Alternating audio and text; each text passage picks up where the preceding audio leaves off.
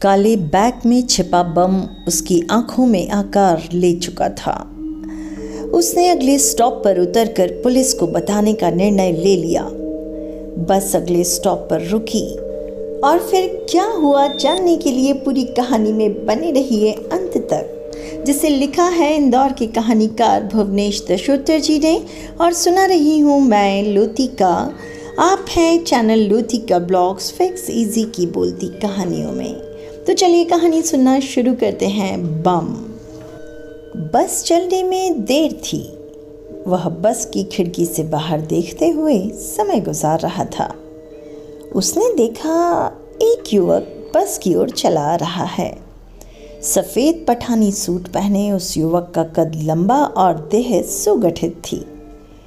उसके गोरे रंग पर काली दाढ़ी चमक रही थी। उसे आसानी से समझ आ गया कि वह मुस्लिम है। उस युवक के हाथ में काला बैग था। उसने जिस तरह उसे उठा रखा था उससे लग रहा था कि उसमें कुछ विशेष सामान है। वह युवक बस के पास रुक गया। उसने कंडक्टर से बात की और बस में चढ़ गया। उस युवक ने अपना बैग ऊपर जमा दिया और सीट पर बैठ गया। उसकी नज़र उस काले बैग पर बार बार जा रही थी। उसने पूरी बस पर नज़र डाली। बस लगभग पूरी भर चुकी थी। बस में महिलाएं, बच्चे, युवा, बूढ़े सब थे। कुछ ही देर में बस चल पड़ी। वह युवक उससे 4 सीट आगे बैठा था। वह अपनी सीट पर अकेला बैठा मोबाइल पर बातों में तल्लीन था। उसे लगने लगा कि वह अपने आका से बात कर रहा है। काले बैग को छोड़कर कहाँ उतरना है यह तय किया जा रहा होगा। वह आशंकाओं के बीच झूलने लगा।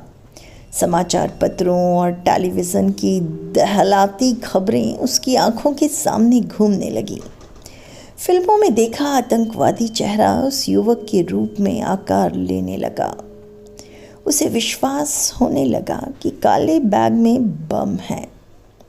उसे ठीक फिल्मी कहानी की तरह लगने लगा कि अगला स्टॉप आते ही वह युवक उतर जाएगा। फिर धमाका होगा। सुलगती बस, लोगों की चित्कारें, चीथड़े होते लोगों का दृश्य उसके सामने जीवंत होने लगा। काले बैग में छिपा बम उसकी आंखों में आकार ले चुका था।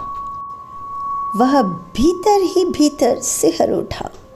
वह चीख कर लोगों को सावधान करे भी तो कैसे?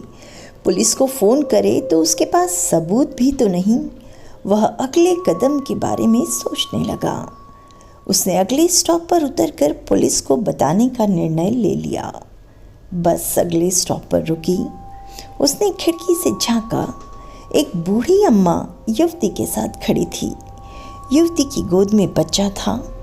वह उतरने के लिए अपनी सीट से खड़ा हो गया। उसने अपना बैग उतारा। वह आगे बढ़ा। वह युवती गोद में बच्चा लिए ऊपर चढ़ चुकी थी। वह कुछ कदम आगे बढ़ा। वह युवती उस युवक के पास बैठ गई। युवक ने बच्चे को गोद में ले लिया। युवती ने अपने चेहरे से बुर्का हटा दिया था। बच्चा युवक के कंधे पर टिक कर खिलखिला रहा था। वह वापस अपनी सीट पर बैठ गया। अब उसे काले बैग में खिलौने साफ नजर आ रहे थे। तो दोस्तों, एक छोटा सा कमेंट करके ज़रूर बताइए, क्या ऐसी किसी गलतफहमी का शिकार आप भी हुए हैं क्या? और जुड़े रहिए चैनल को सब्सक्राइब करते हुए मेरे साथ ऐसी और कहानियों के लिए। मिलती हूँ जल्द ही अगली कहानी को लेकर। Thanks for watching.